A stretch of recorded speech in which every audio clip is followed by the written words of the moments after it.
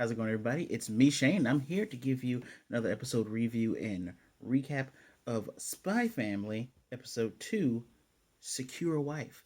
So before I go any further, please make sure you secure that like, secure your subscribe, hit the notification bell to be notified of more videos like this, and do not forget to hit that share button to show it to everybody else.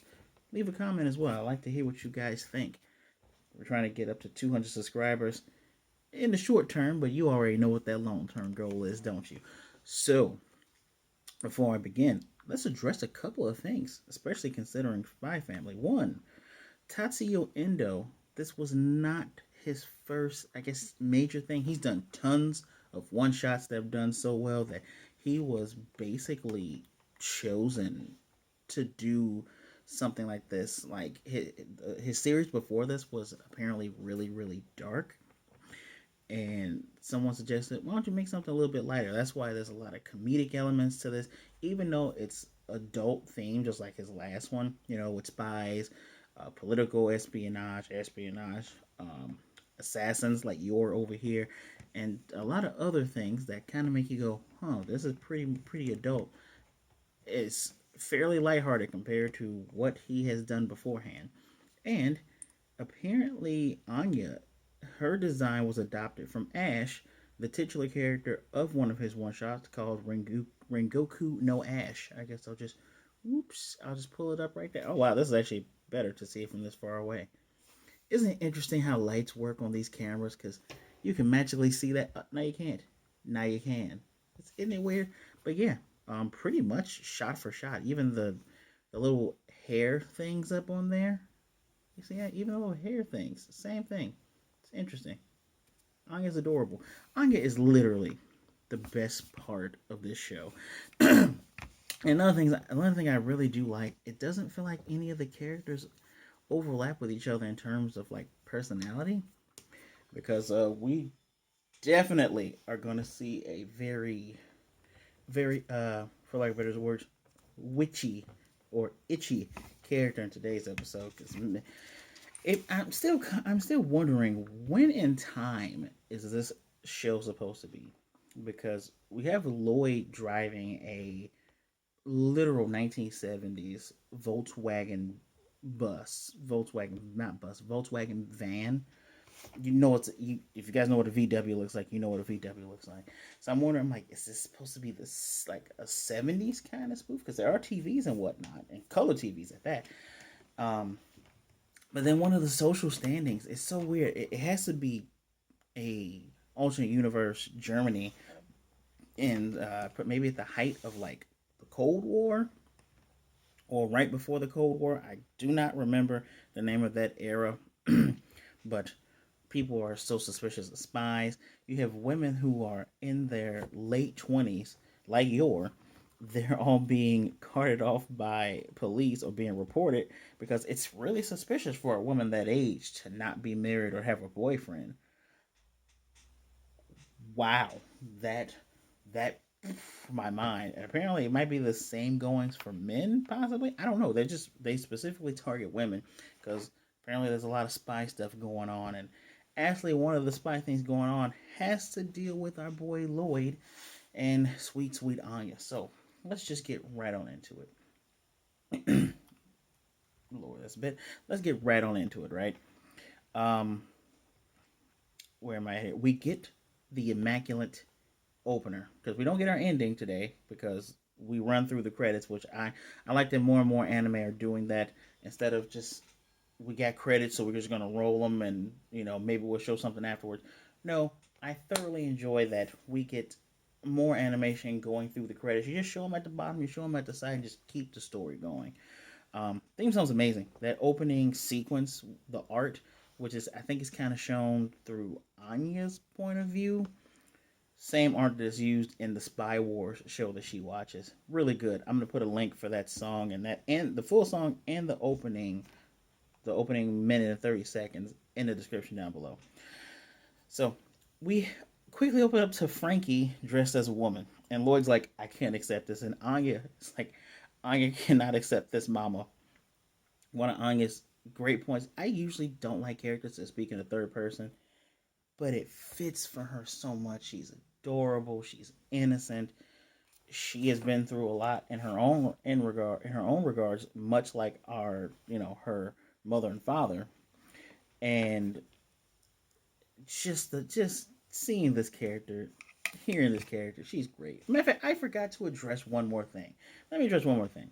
There's a thing going around from TikTok where some idiot, because you're an idiot, said that in the first episode, Anya was being sexualized because Loid picked her up because he was happy that she got into the school and because she was blushing. Can we address a couple things here? Unless you only watch a certain kind of anime, you only think that blushing and things like that means for arousal or just romantic interest. No, no, no, no. Characters that have blushy cheeks are either meant to have blushy cheeks because it's to show how youthful they are, how beautiful they are, how innocent they are.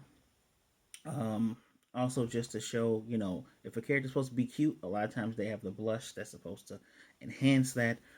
Sometimes people blush because of platonic love. They blush because of sweet things that someone does for them or says to them. It's not just romantic. It's not just fluttering of the heart. You can blush when someone gives you a compliment. Sure, we all been there, although it's kind of hard to see a blush on this face. But yes, that's how it works. That's how it also works in animation. Please grow up. Even if it's just a troll, still grow up. It's ridiculous that people complain just to complain. It brings me back to Demon Slayer, the Red Light District arc. People are mad because Uzui has 3 wives. Who cares? They even explain it in the show and in the manga. Who cares? Grow up. Anyway, Frankie is blaming all of this on Loid, saying, "Why couldn't you just make me look better?" And he's like, "I can give you, I can disguise you, do your makeup, and give you clothing, but I can't fix your face or your figure." And while Loid is mentally going over things, Anya's so adorable. She offers him a peanut. I love that. Her whole thing is peanuts, and they even say peanuts in the intro. There's no Japanese word for peanuts, apparently. So he does. I love that he does a quick recap by talking to himself, so you guys don't have to see flashbacks. It's wonderful. But apparently, in Berlin City Hall, there is a thief that's gone through all the drawers. It's Frankie Balf. We'll get to that. And the ladies are talking. It is Camilla. I think it's Camilla, Millie, Sharon, which is kind of funny because Sharon is also the name of my mom, and Yor. Now the ladies are engaging in gossip. Sharon has a cigarette, and they're just going, "Oh, it could be some creep." Even Millie's like, "Put boogers in the chief's coffee because it could be him that's being the creep." And Yor, initially I was like, "Is Yor ditzy just to put up a front so she can't be known as a assassin?" I already knew she was an assassin because of the little blurb on the episode. Plus, I do a little bit of research when I start to like a show. And she's genuinely ditzy at times. She is honestly is gullible, like her brother says later on. But yeah, she's sweet, except when she's killing. But we'll get to that in a moment. But Camilla brings up, you have a nice face, you have a nice figure. If you dress up a little bit, you be able to see, people be able to see you. You wouldn't be alone. You're already 27. Then she brings up people being arrested because they're in their late 20s and aren't involved with someone, so people report them. And then she invites Yor to a party, which I now suspect was just to embarrass her.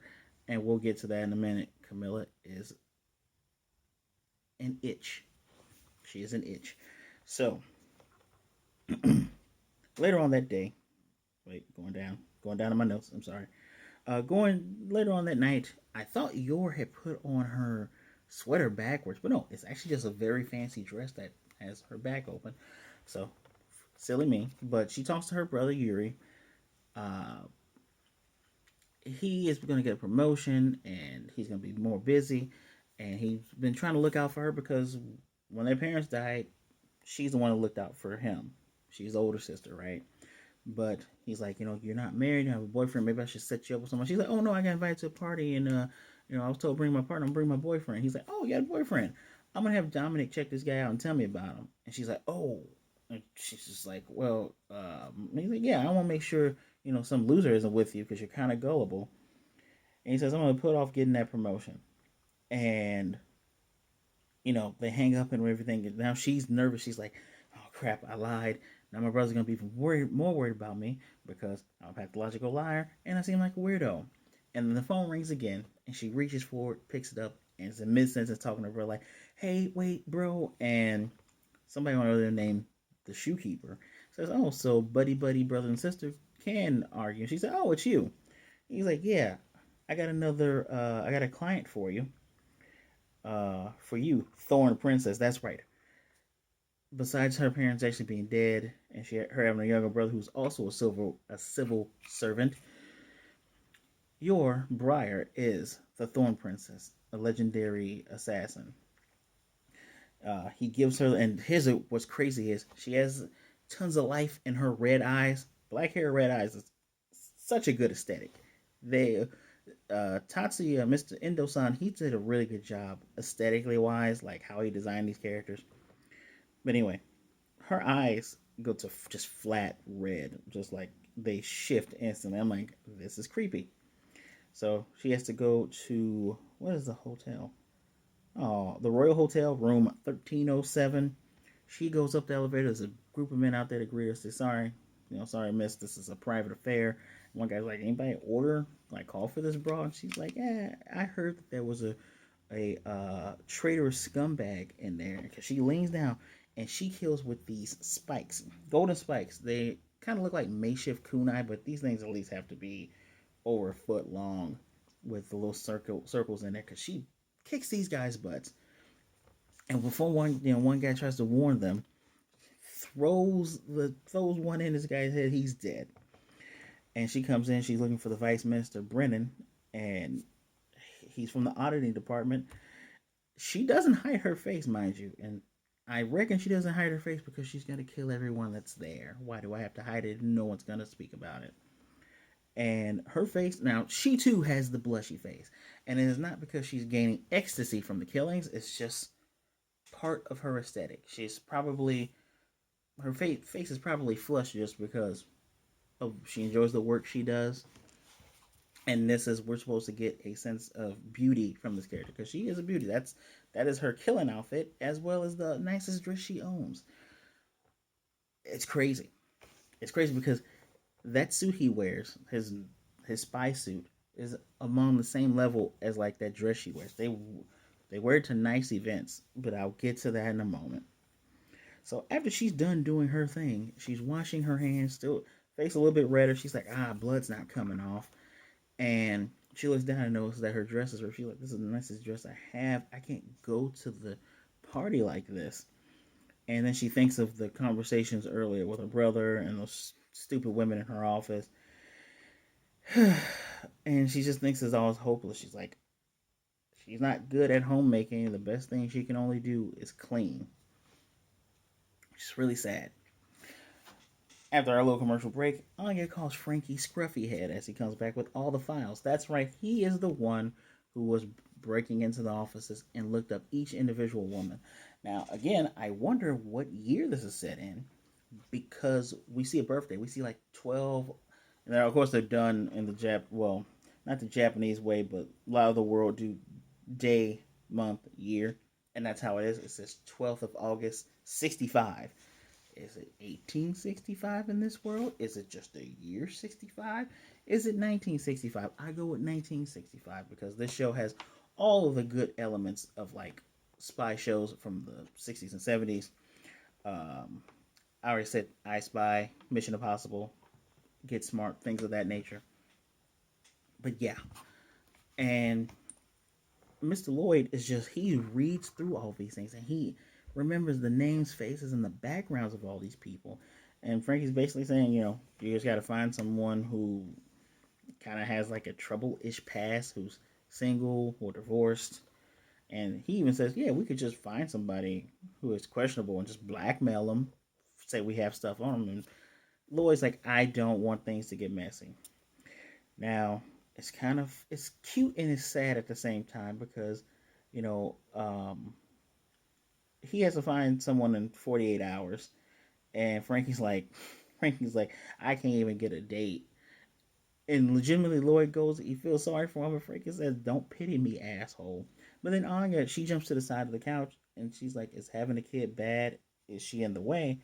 And he pats her on the head. She likes to be praised by her father, and he's like, "No, you're not in the way. Don't worry about that. Go ahead and watch TV." And she's like, "Okay." And she watches her Spy Master show. And even Loid is like, not Loid, Frankie's like, she doesn't really look like a princess. You don't think that this is kind of messy here, the fact that you're a single dad. But we do get an answer for the question that I asked last episode. Why doesn't he just get somebody from the office? Even Frankie asked, why does he get someone from work? He says, well, apparently, wait, where am I here? Um, People being spread thin, and a lot of people have been caught during the spy hunts.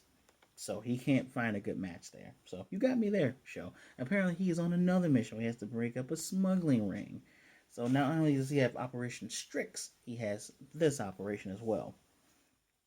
And that's part of the reason why he just doesn't want to do a blackmail thing. Now we get another look at the Spy War show. This guy looks like Dick Tracy with a Lone Ranger mask. I was a fan of Dick Tracy when I was a kid. Read the newspaper clippings. I can't even find the VHS movie. Love the movie. Dick Tracy's great. Anyway, um, while after Frankie brings up that Anya does not look like a princess, he's like, "Well, I can help her and her parents." So they go down to the shops, and the older lady, she's like, "All right, come on, so we can take your measurements." Takes her by the hand, and Anya goes, "Oh no, Anya is going to be sold off." And Loid says, "You won't be if you are well behaved." And he's even wondering, like, where did she learn how to talk like that? She watches spy shows, bro, and she was an experiment. So, um, he has really good eyes, and he's really good powers of perception. You notice this on the seamstress? She has a wedding ring on. She's out of question. And I recognize the shop owner, the older lady. He's like, yeah, she's single, but she's had run-ins with the law. And she's been arrested once because of political activity, so she's too dangerous. Like they are literally having for lack of better words, witch hunt for spies and whatnot. So I like that there's a clear and present danger of always things going on. Government knows that there's spies around here. We got to deal with these spies, buddy. And and he still has to deal with work while having overarching mission, while also trying to make sure Anya has her basic needs as a child met. And I don't know where it's. I thought it was like a love at first sight thing, but it wasn't. Yor comes in behind him and talks to the seamstress lady or the shop owner lady, and even she recognizes Yor, like, oh, Miss Yor. She's like, yeah, can you fix this up today? I need it for a party. And Lloyd's like, man, have I become too relaxed because she slipped in here without me noticing her? Mind you, everyone, Lloyd's back is to her. So he's checking her out. He has the mental notes of all the ladies, remembers that her parents are dead. Her brother, civil service, had no record. He's like, man, she's perfect. And she addresses him and says, excuse me, you've been staring at me since I've been in here. I'm like, wait a minute. This dude's back to you. How can you even notice that? And he's like, man, she even picked up on that. So, wait. I even wrote that in my notes here. And he's like, this is impossible. She can even sense my gaze. I love this anime stuff. So he says, oh, I'm just admiring how pretty you are. She's like, wait, so you find my physical appearance favorable? And he's like, yeah. And she remembers what stupid Camilla said. She's like, she's getting ready to just flat out ask him. But then Anya comes over and is like, Papa, Anya knows how tall she is. Or as she says, how long she is. And that's when she goes, oh, I was about to ask out a married man. There have been accounts of women killing other women over this. But she's like, well, if they kill me, I'll just kill them back because I'm an assassin. She's thinking all this. And then, of course, Anya hears all this, but her mind powers. And she's like, I can't get involved in anything like that because I don't want my cover to be blown. I'm an assassin. And I was like, whoa. I love that we get a stark contrast with her eyes. And she looks at Loid like a spy, an assassin. This is exciting. And I love the narrator goes, she's starving for some entertainment. So in Lloyd's mind, he was going to ask her about the whole marriage thing for the interview, but he's not going to do it. And she was going to ask about the part, but she's like, she's not going to do it. And so then Anya, very cutely, goes, Anya's so lonely because she doesn't have a mama. And he's like, what is this all of a sudden? And she's like, oh, he's like, yeah, my wife's been gone for 2 years now. I'm raising her alone. And then over the commercial break, she asked him, and she flat out just tells the truth. I lied to my brother. I need someone there because I don't want to let him down, and all this other stuff that's going on in the world. And he accepts and says, I just need you to help me with her with the interview because she planned on repaying him anyway. And he's like, it was my wife's last wish for her to get into a good school. And just, I can see this being a theme. I'm here going, Papa's a liar. So they're going to reconvene on Saturday. Loid is a funny, good actor. I guess you have to be a spy. So they're going to go and stock up on peanuts. He has a babysitter for Anya, so he tells her you got to be good. And the cashier ends his sentence in Gero, which is ribbit in Japanese. So he goes like, ribbit. Okie dokie. But apparently, the coin that he was given to him contained bits about his mission. So on Saturday at 1800 hours, he has to target the buyer and the smuggling ring and take everything and stop these guys. And he's like, wait a minute, Saturday. So he gets Frankie to help him. He's like, I got to get to this party, so I need you to help me. And I love that Frankie says, I'm just an informant. My skills are literal trash at fighting. And he's like, besides, you capture tab. He's like, there are 78 art pieces here that equal 3 million docs. I'm sure no one's going to notice 1 or 2 pieces missing. He's like, all right, leave it to me. I got some new spyware anyway. They do their thing. We don't see the whole sneaking part, but they get everything, and they're being shot at. And Frankie's mad because he's like, why didn't you tell me they were armed? Loid, being Loid, is able to say, okay, there's 38 guys in here. I can't waste longer than 10 seconds on each guy. We see him efficiently take out multiple men at a time, shoot multiple men at a time. And he's like, there's no end to them. They're getting reinforcements. It's time for us to go. So they're driving off. He takes a diamond ring because, of course, he's going to ask this one here to be his wife. And then they get into a car accident inside of this Volkswagen van. This 1970s Volkswagen van. Yor has been waiting outside this entire time. And to the point she even gets a little snot thing there, which is, you don't see a lot of beautiful characters get that, so it's kind of funny. And she has a gift. She's like, okay, so is this what it's like to have your heart toyed with? And I can't let my brother down, so I have to go to this party. She goes. She brings the gift. She tells him, unfortunately, my boyfriend had to work late. And instantly, the girls start talking trash about her behind her back. Like, really? We're supposed to believe that? I knew she was alone. Maybe she's one of those spies that's trying to reduce the population. We should report her. Millie and Camilla both said we should report her. And Sharon goes, you all are so petty. She's just not popular with guys. Stop it. And they're like, you're meaner than we are. And it's, yeah, that should tell you something. That if the person that's supposed to be meaner than you is telling you stop being petty idiots.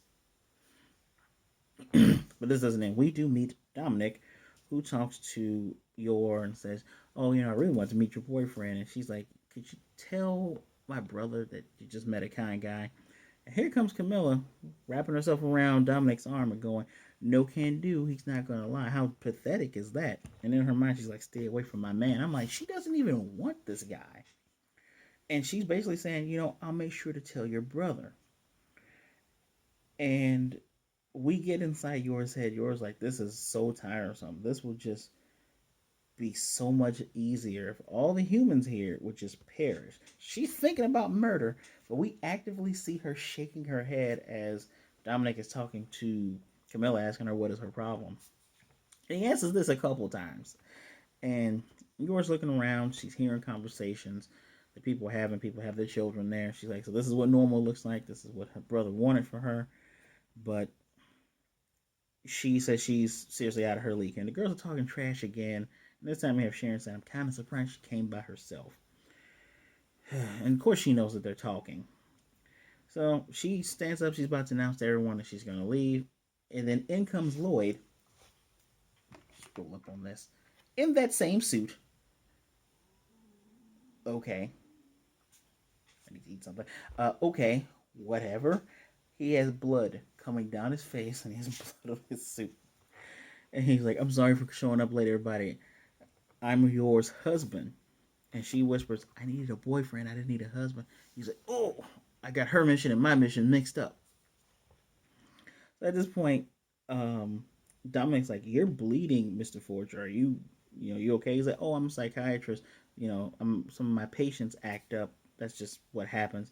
And Camilla's like, she can't believe she's married. Why didn't she tell anybody? And he's like, oh, well, it's embarrassing. This is my second marriage, and I already have a kid. It's pretty hard for her to say all this, right? And Camilla's just thinking through all this. She's like, no, it's impossible for Yor to have a husband that is hot and handsome. And so she wants to embarrass her. She goes to grab a hot plate of shrimp. She's going to fake shrimping. Yor cannot get out. Like, her skills are so embedded inside of her. As soon as the pan comes towards her, she kicks that pan up, catches it with her foot, and then puts it back in her hand. And the other girl falls, but some of the shrimp burns her on her stupid face. And we have Loid going, wow, I commend you for not wanting to waste food, but you shouldn't use your feet. And we just hear in the background going, oh, okay. And she just wants to embarrass her to death. So she goes, oh, I'm going to tell her what a whore she is, and brings up that she had to give massages to clients before she started working there. And when inside Yor's mind, we hear her going, no, she's like, I had to do occupational murders then. The massages were just my cover. And before she can explain to Loid's like, that's great. No, and in front of everyone, she's like, look, your parents are dead, and she did everything for her and her brother. And we get a flashback of him in a shootout, and it looks like his partner's dead. So he's not just talking about her; he's talking about himself.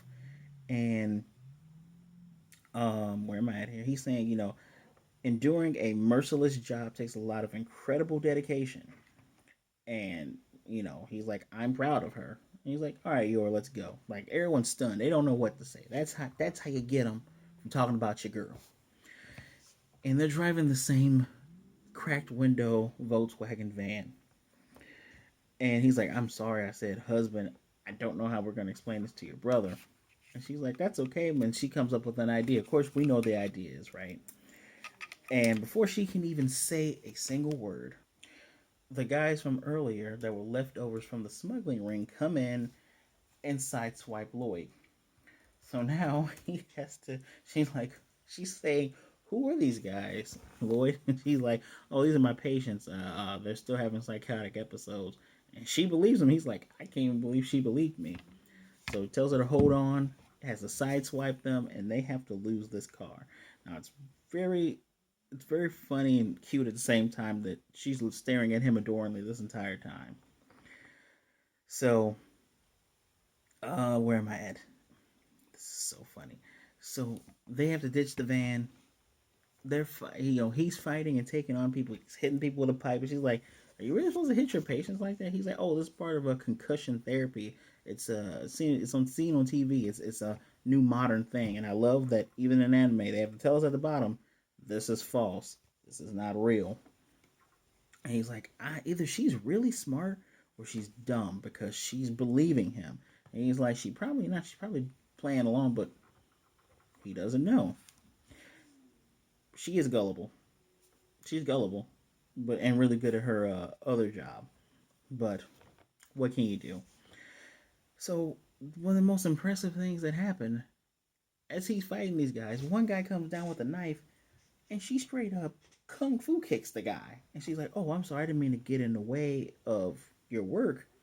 And he just thanks her. He's like, "No, thank you." He's like, "That's pretty impressive how far you kicked that guy." And they're sharing a laugh. You can see some underlying genuine sparks amongst this lie that one has with the other. And it's very interesting to realize that if it wasn't for Anya doing her whole song and dance, this wouldn't happen. So the fact that these two are technically destined to be together because Anya wasn't there the whole time and they've been able to gel pretty decently. So they start running. She's able to easily catch up with him. And she says, I was going to bring this up, and I don't know if this is the right time to bring it up, but should we just go ahead and just get married? Which makes him trip and fall. And, she's saying,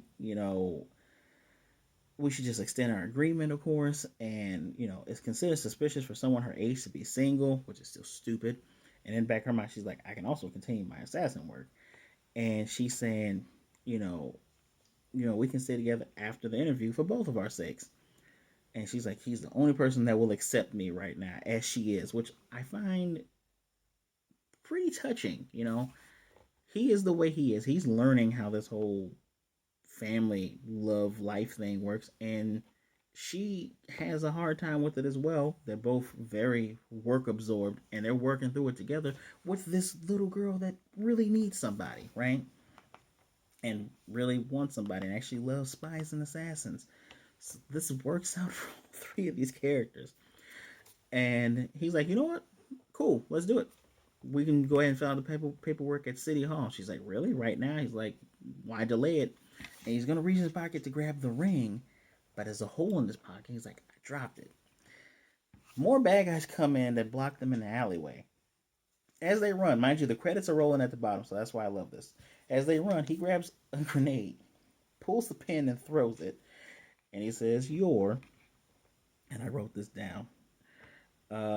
Where am I at? Where am I? He says, even in sickness or in sadness, no matter what hardships await us, let us be there for one another. Slips the pin on her finger as it explodes. It is one of the more famous panels from the manga that this scene is in. I'm very glad to have seen it live. And she says yes. And then in his mind, he says, until my mission ends. And then in her mind, she says, until my mission. In her mind, she says, until my killing does us part. In their heads, I'm like, you guys know that's not going to happen. You know he's going to go past the mission, and she's going to be like, I'm going to stay with you. I can't wait for all three of them to find out the secrets that each of them hold. It'll probably be Anya telling them both what's going on. And next time, it's preparing for the interview. Really good episode. It's a really good follow-up. I like that it's... How do I put this? Yeah, it should be normal for most animes that episode leads into the next one. But it's really well done. It's like we get a quick recap because the main character's thinking in his head. We don't have any flashback scenes. I greatly appreciate that. Characters that are unique and different. We even get two antagonists within Camilla and then the smuggling ring. Really great episode. I'm definitely, with a good intro, I'm definitely giving this a 5. I don't know what I gave last week. I probably gave last week a 4 or a 5. Probably gave it a 5 too. This is really good. I'm enjoying this series and I'm looking forward to it. It's gonna be, I like the current format of animes now because we're gonna get 12 episodes, a break, and then in the fall we'll get another 13. So it's gonna be 25 episodes. This series isn't even done yet, so I want them to take their time, just so Mr. Endo-san can finish the series as he sees fit. Feels no rush. I like all of the spy themes. I like the Anya's 007. I can't wait till we get to Bond the dog. Yeah, spoiling that for you guys. I can't wait till we get to the dog. Great series. Please let me know what you thought of the episode in the comment section down below. Don't forget to hit that like button so others can see the video. Hit the subscribe button. We're trying to get up to 200 subscribers. And don't forget to hit the share button to share it to others and show them what a great time we're having. And hit that notification bell so you can be notified of more videos just like this. As always, guys, I thank you for taking some time out to spend some time with me. Please be good, be blessed, wash your hands, wear a mask, be safe out there. Be good to yourself, be good to others. Either way it goes, don't be a jerk. And I will most definitely see you guys next time.